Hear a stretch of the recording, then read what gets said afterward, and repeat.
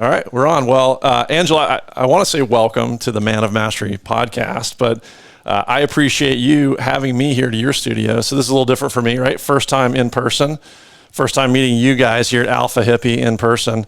But I'll just say, my normal thing. Welcome, Angelo Sisco and AlphaHippie to the podcast. I appreciate it, brother. Dude, in-person live show for you. I'm so excited that we are even able to be a part of this and so grateful that you get to do it up here in San Clemente with us today, Beautiful bro. day, beautiful place, beautiful people. I appreciate you guys, and I'm looking forward to hearing more about your story and just diving right into AlphaHippie. You and I are we're both on this journey of ourselves as men and helping other men on the journey.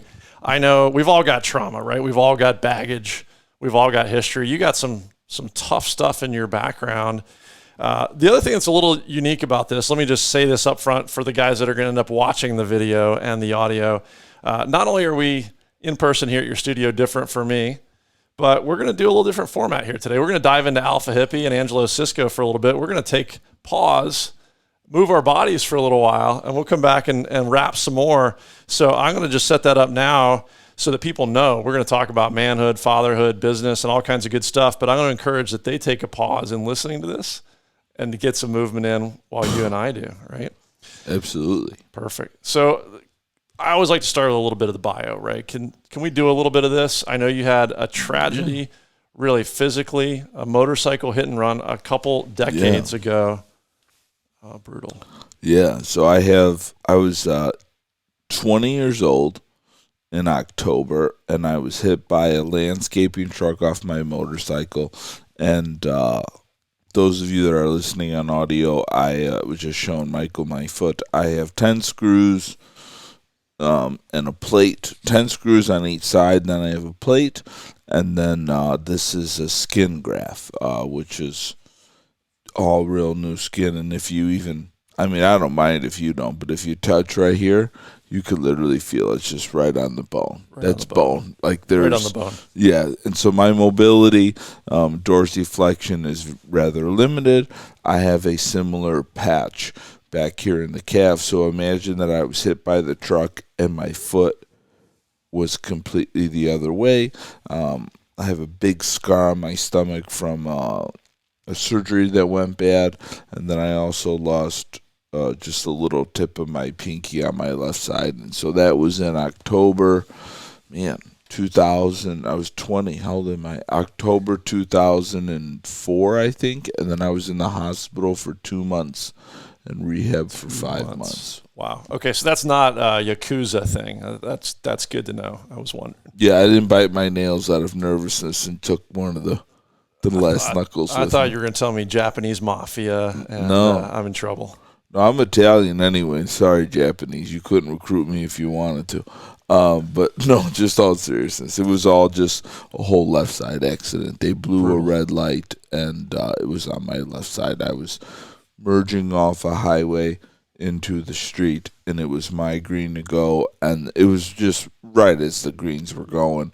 And I really believe in my heart, although they didn't stay to talk about it, that they just were trying to make the light. Right, nothing malicious. So tell me about the recovery journey, right? The dark place and then the inspiration. There's always the dark and then the light, and the old metaphor, it's darkest before dawn. Yeah. Tell me a little bit about the depths as a man, as a person. Were you married at that time? No, I was single. Okay. And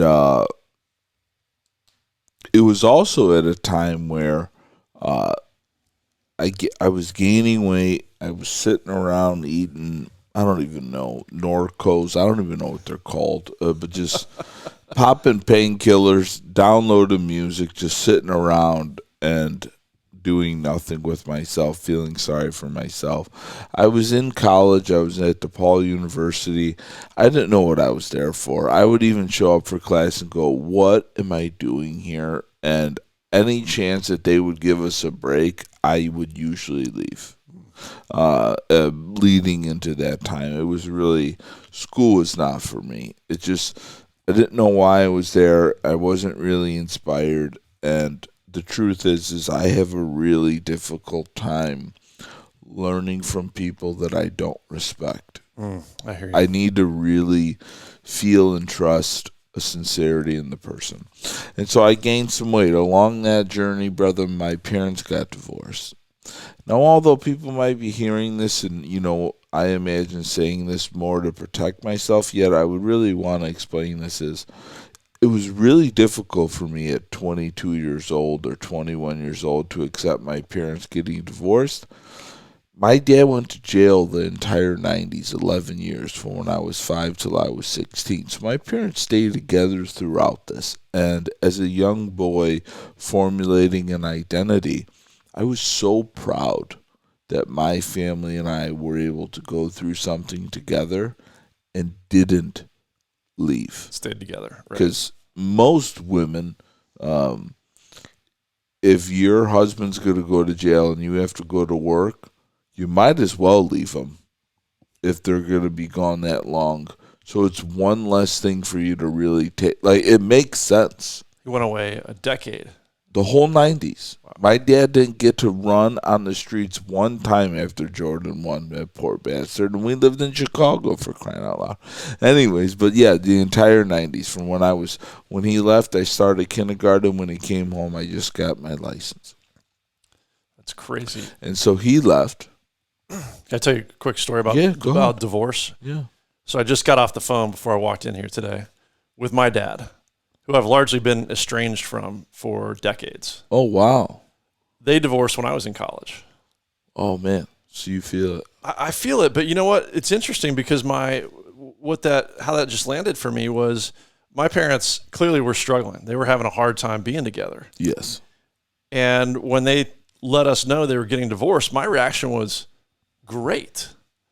I was happy for them to be able to go and be happy individual adults at that point in time. That was my perspective, my hope at the time. Unfortunately, for my relationship, then my dad had to go off and heal himself and do his own thing. Yeah. And so that's been tough for me and my brother and subsequently my son, which is his grandchild. So we're trying to find our groove again with that. Yes. But I just want to share that other perspective of, hey, it can be a great thing from an individual perspective, even if it's a different family dynamic. Sure. Yeah, and so that cascaded. So I'm motorcycle accident, barely moving, eating painkillers, eating my sadness, because who cried back then, right? Okay. Got up to 300 pounds and just sad and didn't know what I was going to do with my life. I was running, I ran a poker game. Then I was selling. I had a business that sold pizza outside of clubs to drunks on the weekends in Chicago. So they would just come up to the truck and buy pizza slices. It was actually a fun business. I'm not going to discount it. And then I watched the movie 300. Yeah. Did some digging on that computer, found out what Jim Jones was. That was the gym that they trained out of. Did some digging on Jim Jones and Mark Twight, and discovered that he was once involved with this thing, CrossFit. Lost almost 100 pounds, 95 pounds my first 7 months doing CrossFit on my own. And that really... I did the first workout, January 5th, 2009. I was a resolution guy. And it was absolutely the worst workout of my entire life. And CrossFit workout. Yeah, okay. And it was like a baseline test. And at the end of this test, it was like a running clock kind of thing. I don't know where I found it, somewhere on the internet. But it had a 1 minute burpee, 1 minute of burpees to finish. And I did three. 300-pound man trying to move again, got 10 screws in my foot. It was just the worst. And I cried the whole way I walked home. And I promised myself that I was going to do this for me. And felt myself know that this was only for me and not to make anyone else happy, and that I was going to come back and do this for me, and immediately felt the resolve in it. And that cascaded into losing the weight, training people for free. I started training people out of a racquetball court space from 2009 to October 2010. Opened up O'Hare CrossFit in 2011. And O'Hare CrossFit's still there today, bro. And so, yeah, and then around 2014 is when I like to say that is when I had to really learn how to do business, and it wasn't just this hobby thing anymore. And as soon as I went to really learn business practices, I realized that I was not the leader that I really thought I was. In what way? I was a victim. I blamed other people for any sort of shortcoming. I was mean, angry, not supportive. I called people out, not called people up. And did it with everyone. And I stumbled upon emotional intelligence 2.0, whatever. I feel like that is the perfect book to give someone that's not really ready for mindfulness, even that word mindfulness yet. How about this? Let's just get you some EQ. Because from an intellectual perspective, I was like, oh, I have IQ. Let me see EQ. What's this? And then that allowed me to become curious. And then that became the first step me into having a self-actualization journey. And what came of that was a lot of learning, a lot of growth, a lot of benefiting in all areas of my life, me fully embracing it, coming to Southern California, and then the name AlphaHippie became something I blurted out of my mouth to describe my journey to someone that was actually insulting it, because where I come from, being barefoot and sitting on the ground is for children. Okay, sitting in beanbags. Yeah, really wouldn't make it around my original crew. Okay, yeah. And I really felt called to wear a shirt that said AlphaHippie. Looked online, couldn't find any, and so I drew the original design through some guy in I don't even know what country, $5 on Fiverr to make it a JPEG or whatever the hell the printer needed. Printed out 100 shirts and just would share them with people that I loved. These guys had it when it was just me kind of throwing it around and like, hey, post this to Instagram if you'd like. And I kept digging deeper into this journey because by 2015, 2016, and 17, the business was really running itself. I had many other business endeavors in the fitness world, consulting, coaching people to the CrossFit Games, nutrition stuff. I was flying as an entrepreneur at that time, and it allowed me space to travel, practice those other areas of business inside of that world, help other business owners open their gyms and do all that. And AlphaHippie really rang in my heart, and that's when I started the podcast. And we got up to about, I think I did the first 90 episodes. I mean, it was just all me. It was just something I did to connect deeper with my practice.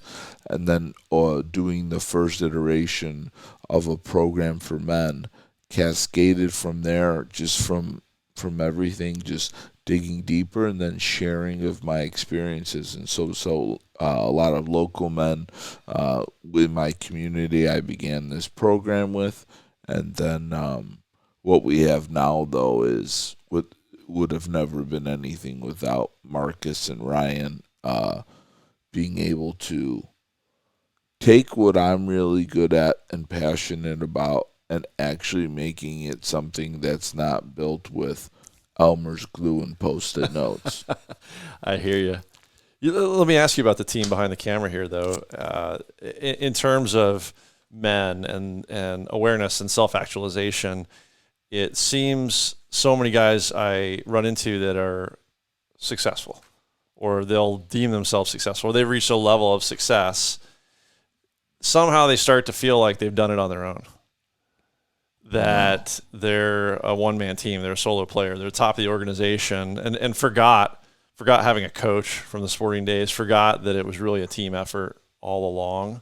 So even just beyond your self-awareness, and you and I started this conversation off air of the awareness of your strengths and weaknesses and the power of a team. Clearly you guys have that dynamic. What do you see in other men? Are men lacking that perspective? Are you finding guys with that realization? I'll tell you what I lacked in it for a long time, and it's a constant practice. I can't speak of everyone else's. It really took me time to surrender.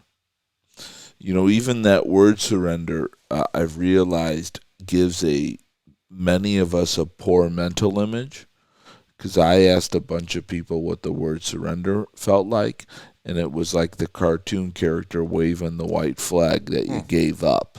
Mm-hmm. And I look at surrendering now with a deeper understanding that it's actually being courageous with a smile. It's leaning in with full embrace. And I've seen and felt personally that I have leaned in before, but with my hands up, not trusting, not being fully ready to let it go, and even for mistakes to happen, and even for everyone to be on their own journeys and feeling that I must be in control and of doing all those things. I felt all those in real time. And so it's actually a very deep practice of where I am right now, even in this moment, that I keep working on it. Every morning when I write in my journal, I finish with an affirmation that says, I trust myself and I trust in life. There's a lot of power in there, right? The old wave the white flag surrender version that's the quitting version, right? Right. The surrender version you described, you're good, is trusting the process. Yeah. It was the scariest. It is the scariest for me. So let's talk more about practice. So what is your daily practice? What do you espouse? What do you recommend? Journaling clearly is part of it. You just did a podcast on the power of breath. Does that work its way into your practice? I really do my best to, because I've had such a vast experience with the idea of self-care or practices, is to really be flowing in what I do right now. Some of the anchors that I go to is definitely the breath. Breathing and having a good relationship with breathing is really the ability for me to know that I'm made to handle higher levels of stress. Because the losing of breath is the first sense that your nervous system feels and senses a threat. Absolutely. The holding and not being able to breathe. And so the breath, I do hot and cold exposure lately. I've just been sauna and cold showering like crazy. I walk a lot. I would say a lot, right? I mean, guys, I'm a professional walker. I mean, too bad I like these barefoot shoes, because if not, I should be rocking those old man New Balance walking shoes. I would probably be like their poster boy for like men around 40. Like me, just like Jordan was for dunking, for like the walker shoe. I really believe when I look at myself as a human, that's our cool party trick. What's that? Walking. Right? Like, think about just being a human. What are we really good at? What's our main thing? We walk. It's one of the things that sets us apart. What does that do for you, though? Is that time in nature? Is it just time? Is it moves slowing energy, down? Helps me get present, stay more calm. I could, it gives me a chance to not think. I've also used music and I refer to it more as frequency, just music to help me move my energy and guide my energy to a certain way. So there's times I'll take walks with no music. There's times I'll take walks with music in hopes that after this 45-minute walk, that there'll be a different energy coming from me based on the frequency that I'm putting in me. I love doing a lot of things that just help me feel human. Crawling, really like just being on the ground, squat. Like just the more I feel that I'm going to the source of me, the better I am. Do you think there's a thing there energetically with a connection, grounding, the connection to the ground, whether that's the beach, the water? This is why. Dirt. This is even why we chose moon pods for our show. Right? Grounded. There's a certain energy that gets us, you and I both on the ground. If you've also noticed, there's no table because you and I are not opposition. I like it. We're together. We are together. Right? We are creating this podcast. We are co-creating. As with life. Right. And so that's why there's no space between us. I love it. And so I just do my best to stay grounded. I like to read. Obviously, many of these books I've read, and I continue to have a nice practice of reading. And I have a beautiful family. Are you a paper book guy? Always? Oh, yeah. Yeah. I could do Audible if it's a story. Yet, if I'm trying to really learn, I'm a underliner and note taker. Absolutely. Yet, if it's like what did I listen to? Shoe Dog, an autobiography. I love Jerry Seinfeld. He just put out a book that he narrated. Like, I could listen to him all day, please. But if it's something where right now what I'm chewing through is Creativity by Osho, and where I'm really looking at, underlining, reflecting, putting a little note that says something that reminds me of me here, or I fill out the pages and that to me is where I'd like to go, because I go rather slowly with the reading. I do as well. I noticed one of these back here. I'm just taking a peek at some of the books, and we got a lot of similar books. The Boy Crisis is one that's on my desk that I haven't started yet. Yes. Recommended by a buddy, and you started to mention family. So tell me about your kids. I have one son. Okay. He's 1.5 years old. The truth is that book was bought for AlphaHippie, not because I have a son. All right. Might come in handy. The work that I do is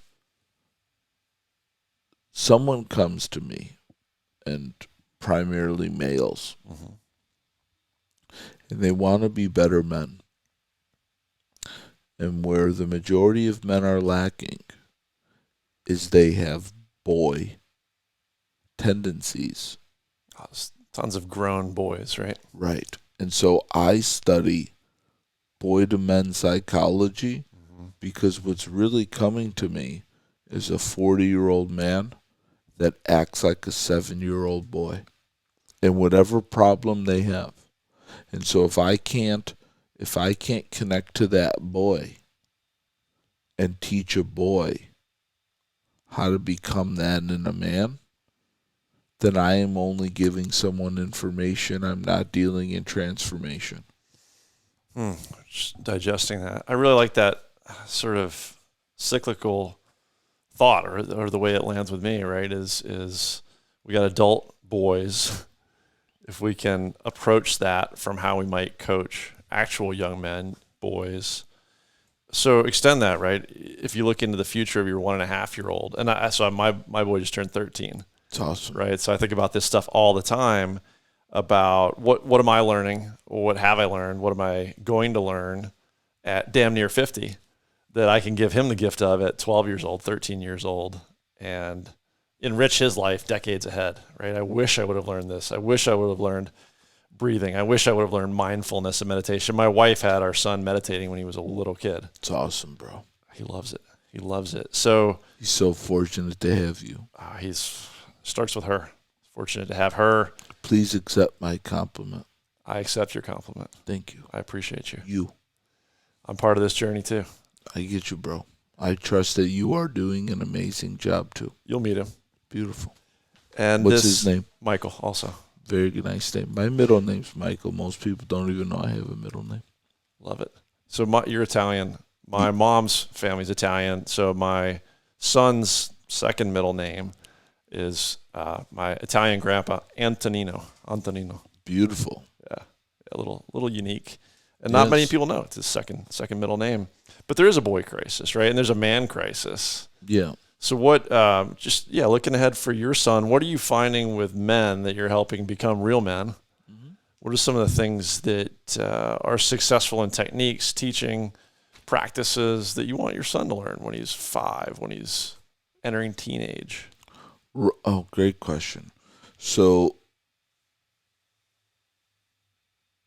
willpower is something I'm extremely passionate about in his early stages of development.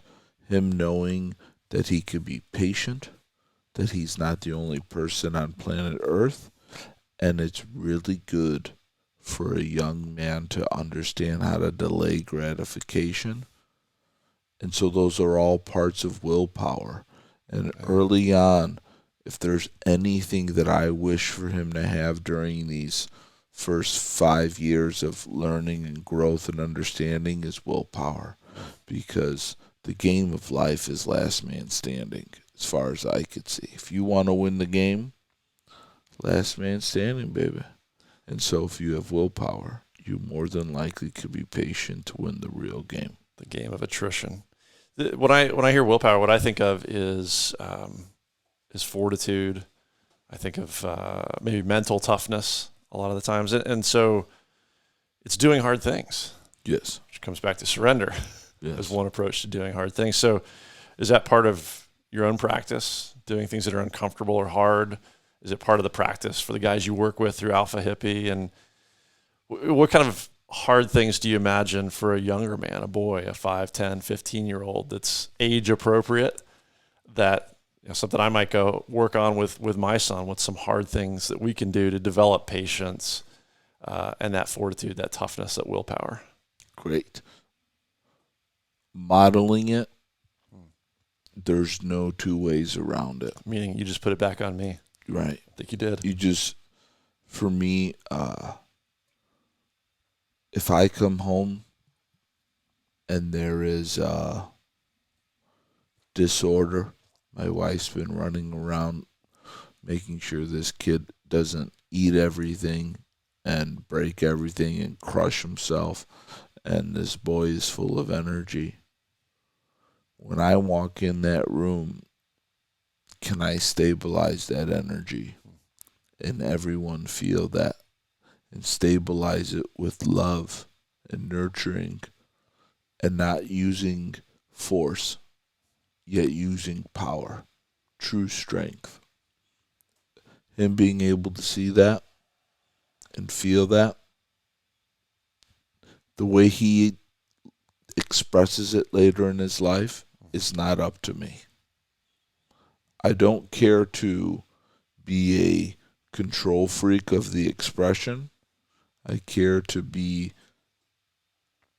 somewhat of an influence on what the lesson you're expressing. But you could do it any way you want. And that's what I really love to show other men is be stable, open, and confident. And the rest of it will really take care of itself. You'll know exactly what to do. If any of those go, it's just like a tripod, baby. It all goes. It's all going down. I had a conversation yesterday with a guy who served in a pretty elite level of military service. I hope for he's our not country. on this workout today. He's not. Okay, not good. All right, I'm not trying to workout. play with no Navy SEALs today, bro. This guy spent 30, 40 years doing that kind of stuff. Oh, and we had a really interesting conversation about some of this stuff yesterday. Must have been so fascinating. Oh, these guys, it's a lifetime of knowledge. But one of the things that came up was we're talking about breathing, and we're talking about morning breathing practice. Yes. And we're both reflecting on when you say calm, right, and stability. Just thinking about this comment that he and I each had for each other about taking a breath. Right, in a situation, in a meeting, in a argument, in traffic, the power of just pausing for time for one breath. And that's so simple. We got to breathe anyway, right? But doing it in a mindful and a concerted and a little bit of a time-consuming way, how much differently, just in that space of a few seconds, you could show up differently in what you say next or what you do next in your actions. Mm-hmm. Just a little bit of calm. Just everyone needs a little space. A little space. Just one little space before we respond and not react. 80% of the time would already create a better existence, I would imagine. Have you guys come across in your podcast a guy called Patrick Sweeney, the Fear Guru? No. Awesome guy. Grew up in Boston, lives in France now with his kids, climbs mountains. He was an Olympic level rower back in the day. Cool. Amazing guy. And he was telling me recently that at the Olympic Training Center, he was talking to one of the trainers, and the question was, what sets these elite level, not only Olympic athletes, but medaling Olympic athletes, what sets these guys apart, guys and gals? And he said it was that, how do you phrase it? In these crazy situations, stress and performance and expectations, is not only the ability to take that breath, but then immediately after that breath, it was the quality of your thoughts that you allow yourself to have next. Mm-hmm. So it was breath plus quality of thought. I like that. That's something that I take a lot of notice of when I actually do breathing, like any sort of breathing practice. That to me is, if anyone, holotropic or Wim Hof, just when you exhale, or I don't want to project my experience. When I exhale, I'm having the most clearest discussion with that voice. And if that voice is unhappy, startled, my retention can't stay as long as it is when I am giving myself a better voice. And so sorry, for someone who's never done that type of breath exercise, there's a build up. Yeah. And then there's a hold. Yeah, there's anywhere between 30 to 90 seconds, somewhere around 30 to 50 breaths of superventilation, which is hyperventilating on purpose. And then there is followed by one big breath in, followed by a complete exhale out. And what happens to your body is you are building up CO2. So you've oxidized it so much that you could start building up and feeling a certain tolerance to CO2. And depending on how well you could hold that hold and your thoughts, like you said, it really translates into how well that your inner critic and you are working together, or it's not helping you, and also too how you are able to tolerate stress, or your ability to tolerate stress. And that's what I really love about having a healthy breathing practice, is that it has allowed me to have a great conversation with myself and my nervous system. Isn't that so true in everything in life, right? The quality of that inner conversation that we're having throughout the day. All day. Most of us, until we start to think about it, think's the wrong word, become aware of it, sure. Tune into it, don't even realize that chatter that's going on. And then you start to be aware of the chatter, and then you start to examine the quality of the chatter. Yeah. Start to control the quality of the chatter. You've got the Oxygen Advantage book sitting behind you right now, right? In terms of that practice that you just mentioned. But yeah, when you're experiencing that CO2 tolerance, it makes a difference what you're saying to yourself in that breath hold. Agreed. Have you read what's the book? Michael Singer, The Untethered Soul? No, it was just mentioned to me by one of the guys from this workout. Okay, so Michael Singer wrote two books, The Untethered Soul and The Surrender Experiment. The Untethered Soul was such a revolutionary book for me to read because it really helped me understand that this critic lives inside all of us. or there's another voice inside all of us. And it really described it to me really, really well. Surrender Experiment is Michael Singer's autobiography, and yet it also really helps people understand that concept of surrendering as well. But The Untethered Soul was quite an amazing breakthrough book for me that really helped me know that this voice that is inside of me may not even be mine. First, to be aware of it, and then how it may not even be mine. So tell me more about that. Is that meaning it's not yours in the sense that maybe it's learned mental behavior? Conditioned. It's been conditioned. First, it was something was implanted there by usually someone else. Could be anything from a parent to a friend, whatever it is, right? Because we're born with zero, we're born blank slate. And then I love using the word condition because once it was implanted there, like a muscle, I conditioned it, and now it's really big.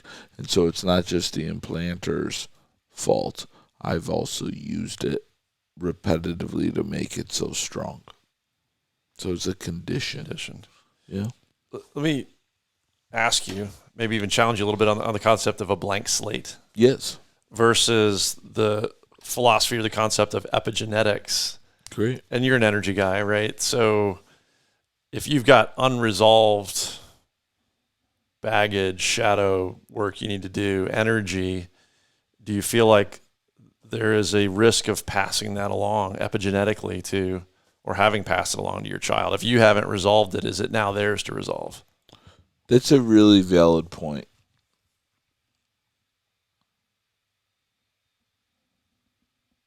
And here's my response, just based on my truth. The only reason I believe my name is Angelo is because it was told to me a bunch of times and showed to me a bunch of times and made sure I reacted to it a bunch of times. My name could be Harold for all I really know. My soul's real name could be Harold. Green may look different to you than it does to me. Right. We both call it green. Right. And so I feel you on how things could have been passed and all of those, yet could be DNA and everything like that, yet I began mostly blank. Right? They say that you're born with fear of falling and not being in a tribe, like it's a part of our animal cells, right? Those are usually the two biggest fears that people are born with. Usually. And so a lot of these other fears or things of that nature. That may be me. Apologize. It's all good, brother. It was. Poor form for a podcaster. That's okay, buddy. You know what? In person, I forgive you. No, but that's how I really try to look at it is all right, so this was implanted in me much like anything. Because my son doesn't know his name is Santiago, or didn't, for quite a while. Right. You know what? I learned recently a couple things on that fear of heights, fear of falling. Maybe that is true for genetically for most. I have heard anecdotally of some tribes, some cultures, some genetics that aren't largely. But the one in particular I heard tragically, unfortunately, from a buddy in the fire service is that can be a fear, a survival instinct that's switched off in some people on the autism spectrum. Yes. So unfortunately, he ran into a kid who climbed up a tower and didn't have any fear of jumping off and did. Yes. That, what's his name? Solo? Right. Same thing when they put the strobes on his ear, or where his fear is, he has very little response, and it's delayed. Or it's not really there, or it has such a big space that not many things actually scare him, and that's why he climbs up sides of mountains with no straps or anything, and then usually though two of those same people, because of that, that's usually why they die. They just keep doing it till they die. Until they die. So, great topic for a segue. That guy is amazing at least one thing. Yes. I'm not sure if he's great at relationships. Sure. Or if he has a personality that makes him great in other ways, in a holistic, exceptional sort of way. But one of your alpha hippie slogans is about helping men to their call to greatness, to their full potential. Yes. So tell me about full potential in the alpha hippie sense. Is it vertical in terms of full potential? Is it full potential in a life holistic 360 spherical way? What's full potential? Great.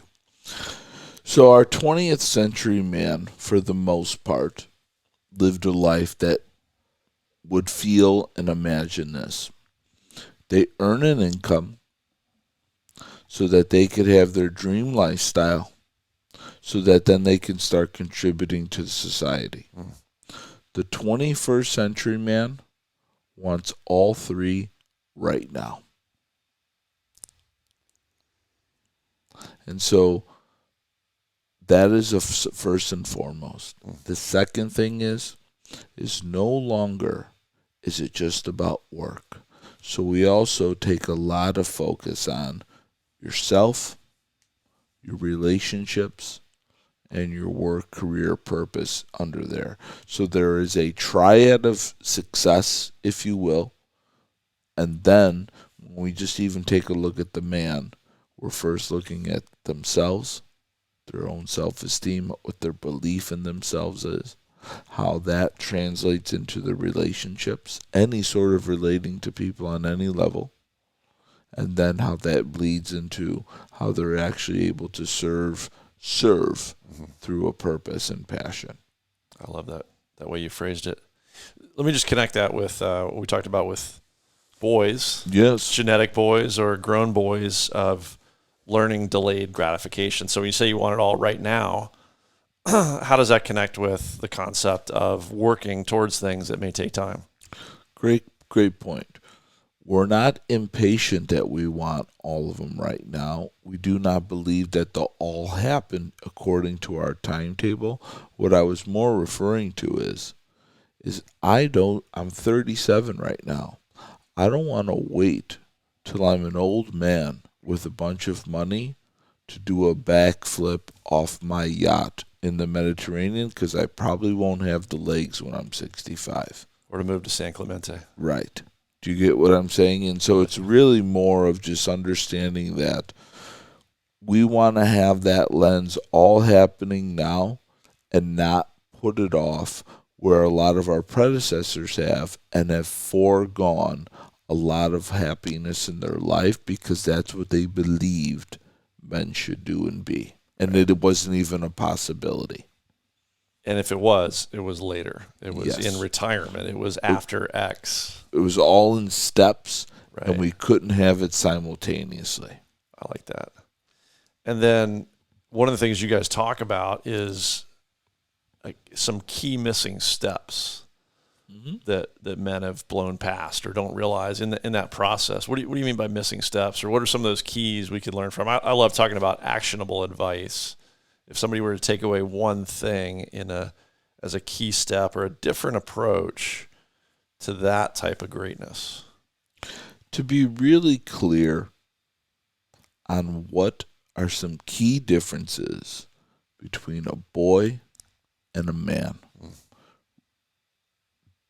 And what often happens with the men that we're working with, they usually are around that low 30s age where they're realizing that the person that's driving the bus is a boy. Their reality is a boy, yet their duties and responsibilities are now of a man, and they don't know what to do. They don't trust themselves, and they're just not aware of what now to do, that they have this man body, men duty, men responsibilities, but when they look at themselves in the mirror, they still see a kid, and they don't even realize it's for some, and some do. And so boys want to dominate, men want to serve. Boys want to conquer, men want to create. May I swear on your podcast? Go for it. Boys do it for the fuck you, men do it for the love you. Yeah. That's just simple. Boys can't handle when people don't like them. Men only care about the relationships, and if those are intact. Everyone else doesn't matter too much. Can't please everybody. Create, love, serve. I love those. Yeah. Do you find a difference between responsibility for adult children, adult men, adult boys? Is there a difference between responsibility that they now have as an adult, but accepting accountability? You mentioned that in your own journey. Sure. You're still blaming other people. You weren't accountable. I truly believe that the greatest men have a hunger for duty and responsibility. To me, that is such a measuring stick of men, not necessarily because they're not able to ask for help or any of those things, yet they are fully embracing and accepting of the idea of duty, responsibility, and being relied on.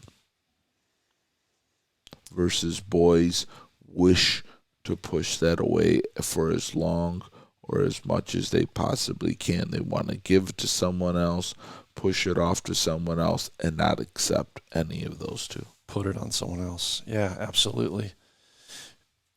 You mentioned relationships and focusing on the ones that are important and closest to you. And let me ask a couple things here in this around that theme in what you just said, and as we kind of come up in the next 5 minutes or so on time for getting some movement in. And I want to, before we do that, I want to share a little bit with you and the guys here in the audience about what we're going into. But, oh my goodness. So relationships and this whole dynamic you just described, what the power of saying no. What are some things you say no to? What do you advise alpha hippie men to say no to in their lives? Angelo's rolling his eyes. No, I'm contemplating. What would I? I thought you were going to say too many things. It's not too many things.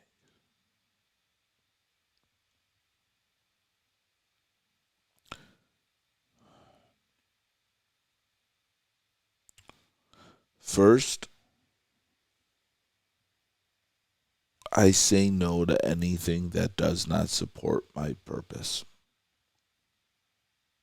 And then I say no to anything that doesn't support my relationships. Yet myself and my purpose come before anything on this earth. And I will not let any of it go for my wife, my son, for anyone. That's a powerful platform to start from. And then it's in my relationships. And it really comes down to me, saying no is actually quite an easy practice when you are inspired. And when you've got that alignment. That's right. And the ability to communicate it as a skill obviously comes with time, practice, and knowledge of language and people that you are around. Yet it also comes from screwing it up, yet knowing in your heart what is the real truth for you. And nonetheless, no is a complete sentence. Yeah. For me, we joke around here with people, when you justify, you're mortified. So if we just say no, and we could stop there, unless someone asks us for further explanation, because we know our truth that we're living by. And I don't, And I do my very best to be very honest with myself and be really aligned with my truth. You paid me a compliment. Do you mind if I pay you one?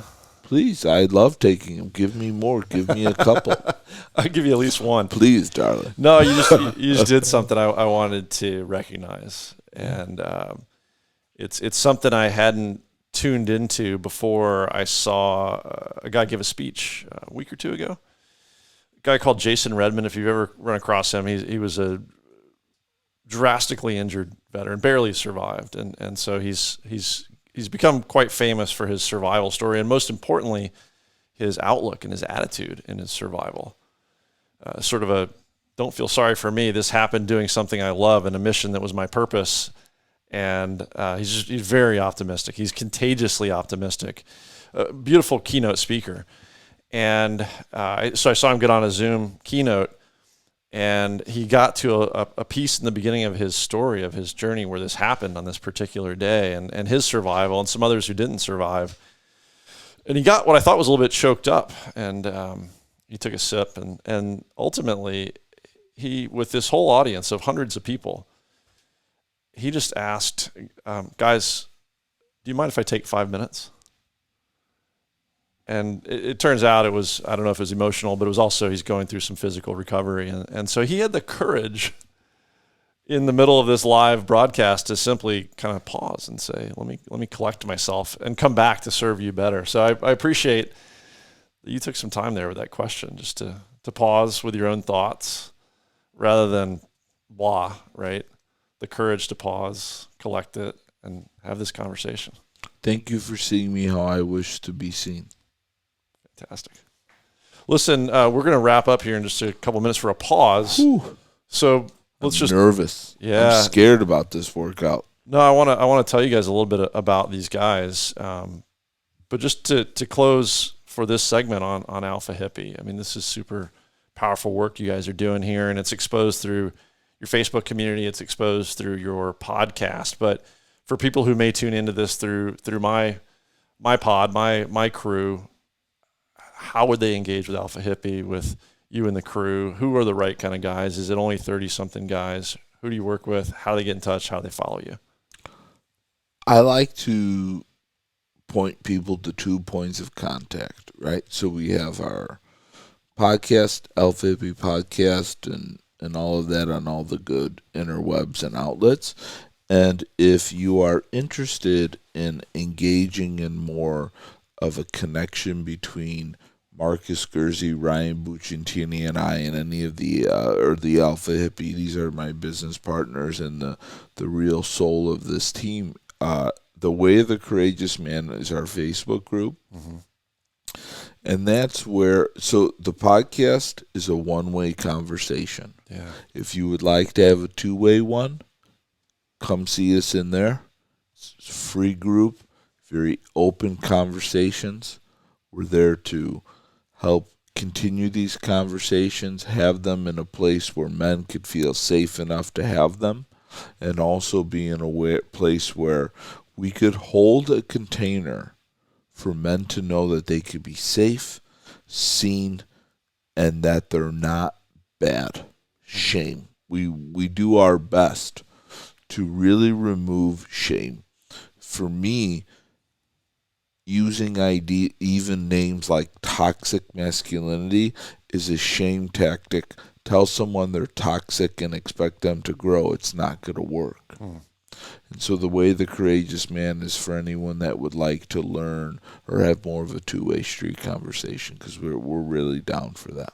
Awesome. I just jumped in there myself this week. Yeah. Yeah. No, I look forward to checking it out, and I appreciate Ryan and Marcus and you for this segment. I know we got to know each other. The reason I'm here is through Mark England, through Chris Marhefka. Yeah. Right. And those guys, Chris in particular, with his energetic work, really resonated with a lot of guys that tune in through my audience. So I'm looking forward to connecting you guys. 2 stellar men, by the way. Shout out to amazing. Both of those killers. They're killers. Awesome. So we're going to go join a few guys here. This is a tribe that's coming together to surrender, to do some hard things. I'm about to surrender. I don't even know. I swear to you, I don't know. I've been doing a very special workout the last month, and so it's actually been no working out. That's another type. It's maybe recovery. These guys, we're doing a 75-hour event together later this month. 75 hours. 75-hour. Later starts April 20th. So we're preparing for this. This workout is How many helping days us is prepare. 75 hours? We go Tuesday to Friday. God bless you, Michael. And the guys that are going to jump on here with us, they just say, do more, do less, just do. Okay. So that's what we're going to do. We're going to go do. There's one guy on here. He's lost over 100 pounds to get to this place to Good go for do him. this thing with us. So we're just going to jump on, have some fun for a while, move around. Let's do it. Probably You want to do it outside or inside? We'll do it wherever you guys are good. And if everybody's okay with it, let's come back in. I want to ask you some business questions, if you don't mind. We'll do a little AlphaHippie. I want to learn. I'm here to learn. Oh, my goodness. We'll do whatever you want. Well, I told you have me till 4 o'clock. 4 o'clock, as long as Easter there's egg. espresso. Easter egg. We got plenty of beautiful coffee here. You don't have to ever ask twice for that. All right. All right, guys. I'm going to start doing my stretching. We'll do this. This has been already amazing, my friend. I'm so grateful I appreciate you so much. that you drove up here to do this and to even think that this is the first video in-person show. I'm so happy that we were able to have this, grateful that we were able to have this beautiful office for you to come to and we could do this, bro. And this is, we are on parallel journeys to help men grow. And if at any time, dude, we got you. We're all on the same page.